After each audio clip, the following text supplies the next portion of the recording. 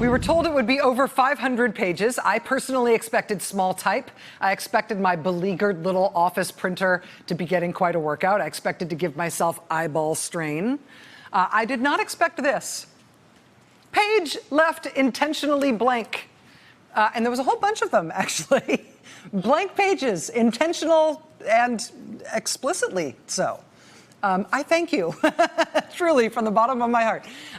This puppy, this long-awaited Justice Department Inspector General report is 568 dense pages about the handling of the Clinton email investigation during the 2016 presidential campaign. It is leavened by a few intentionally blank pages. Bottom line, the IG says there was no political bias infecting the investigation itself, but the IG concludes that the then FBI Director James Comey basically seriously screwed up when he made the public statements that he did about the Clinton investigation.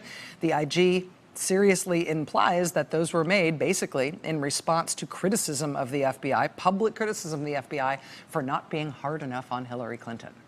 Here to help us understand it is Congressman Adam Schiff, the ranking member of the House Intelligence Committee.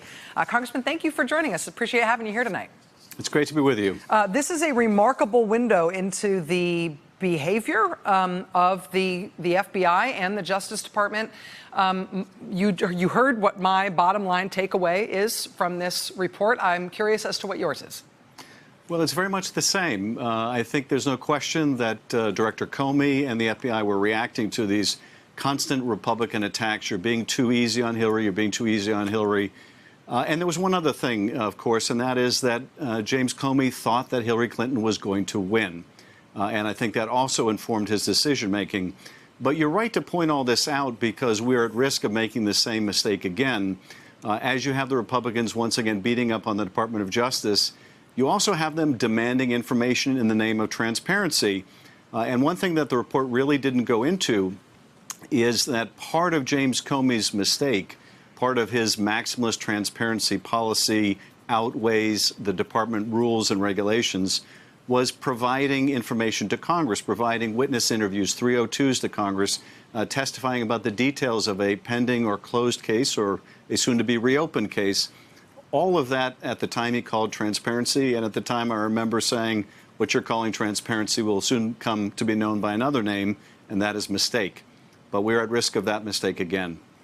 In terms of the interactions between the Justice Department and Congress, this issue of transparency, handing stuff over about ongoing investigations, I have to ask you about a briefing that I believe you attended today from senior intelligence and law enforcement officials, briefing leadership in Congress, including yourself as the top Democrat on the Intelligence Committee, about aspects of the Russia investigation. This was a follow-up briefing to an earlier transmittal of information that Republicans had demanded.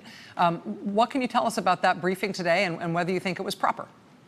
Well, and this is the parallel that I was mentioning, Rachel, where in the Clinton email investigation, you had then again Republicans in Congress demanding information about the investigation so that they could make it public and they could continue to beat up the Justice Department and tear down Hillary Clinton. Here you have Republicans on the Intelligence Committee, Government Reform Committee, and the Judiciary Committee, likewise demanding information from the FBI, the Department of Justice, which they hope to use against the department, which they hope to use to support and defend the president, and which Rudy Giuliani has said he fully expects to get his hands on. That's even more gross an abuse than perhaps we saw during the Clinton email investigation and congressional behavior there. But all I can tell you in terms of the substance of our meeting today is that the conclusion we reached after the last briefing that the president's claim of politically embedded spies was bogus remains bogus. There is still no evidence to support that. Is there anything that's being handed over in these briefings that is likely to give the president's defense or people who are potential important witnesses in the case surrounding the president an improper look at the ongoing investigation or what prosecutors are pursuing? Well, this is the kind of information, and I can't go into any specifics, but it's not the kind of information that is normally turned over to Congress during a pending investigation, and this is why it raises such alarm bells with me.